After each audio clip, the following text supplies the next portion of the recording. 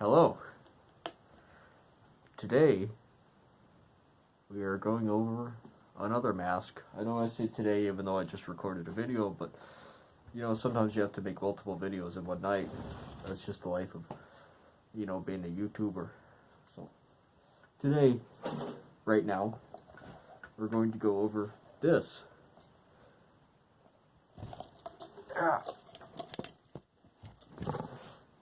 It's a little bit bright, but there we go. That's my aesthetic. It's a little bit closer. So we're going over this, which is a mid-1980s Avon rebreather diving mask. There were at least two configurations of these manufactured that I know of. One is with the double hoses, which one being the in, the other being the out, and one with a single hose. Unfortunately, both examples that I possess are double hosed. It's not really unfortunate, it's just how life is sometimes. Is, you know, you buy two things but they're really the same. I'm actually holding the less good, worse quality one right here. The big difference being is that it's actually missing one of the harness straps. It would be 6-point, however this one is unfortunately going to be 5-point by the time we're done with it. But you know, that's life sometimes. So again, this is a mid-1980s Avon mask. It bears some similarities to the SR6, which I just reviewed the Turkish copy of, which is also called the SR6, but I'm talking about the British one now, which was also made by Avon. And that has a face seal that is an inflatable air pocket. You can kind of see it here. There's actually a stem here, where you can see that at one point they inflated it and then they capped this, which is weird to me, but you know, I guess you gotta do what you gotta do, and that was the easiest way for them to do it. So yeah, inflatable face seal, 6-point head harness. Now the other one that does have a head harness, it is more similar to, say, an M9 or an M17, whereas a standard pull strap that does not have some loop back with another clip holding it onto the harness, which is good.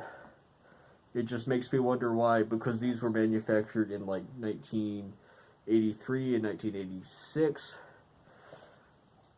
why the SR6 still had to have that god-awful loop-back system that makes them so much harder to deal with.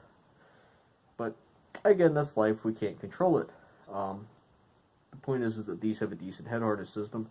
They also have a beautiful panoramic window. It's flat across the front, so you don't get a lot of distortion underwater. And it has this nice mouthpiece inside, which is honestly one of the better quality mouthpieces that I've seen, in that it has these nice corrugations to it. And using this isn't intolerable, although personally I don't really like mouthpiece respirators. I've built my own and I've used them, but generally I find them rather insufferable compared to, say, a nice set of Tissot tubes. But this is a diving mask, and so needs be, and you know, you gotta go with the flow here. Anyway, otherwise it's a pretty good mask, pretty good manufacturer. Face shield's still decent, a little bit scratched up, but that's okay. You can't really be too mad at something that was built, gosh, I guess we're coming up on about 35, 40 years since like 1980, which is kind of crazy to think about, because like, you know, I was born in the late 90s, and so, you know, it was always 1960 was 40 years ago. You know, that's easy math, which is 100 minus 60 is 40, or whatever hell you want to do it. And now it's kind of like, hey, 1980 was 40 years ago.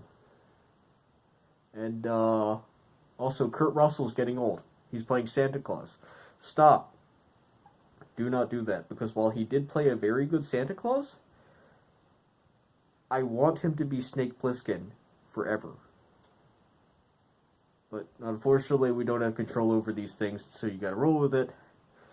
My point is that I'm getting older here, and I'm probably going to die in the next 5 years, which is awesome. And I think we all should live our lives like that. Not in the way of doing things that harm other people, but more, you know, they always say, if your friends jumped off a cliff, would you? And it's like, well, there's a certain level of social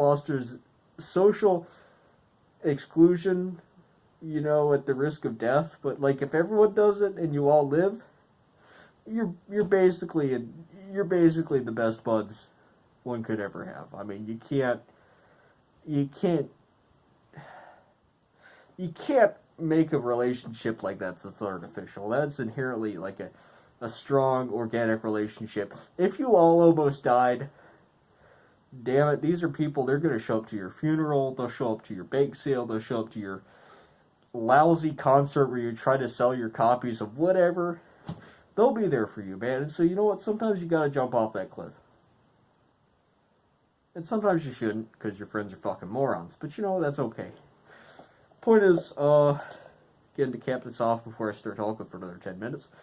Decent mask, kind of weird. It's like an SR6, but not really. Has some good features, has some bad features, but really not too bad. And I'm very interested to see what Duke's going to do with this, because as I mentioned, he's going to make this, I guess you call it an off-kilter 5-point, because again, this harness buckle right here is missing. I think he's going to move it over here. I don't know exactly how he's going to do it, but I'm sure he's going to explain it in great detail in a later video, and y'all should stick around for that. Thank you for watching, and yeah, Bazinga.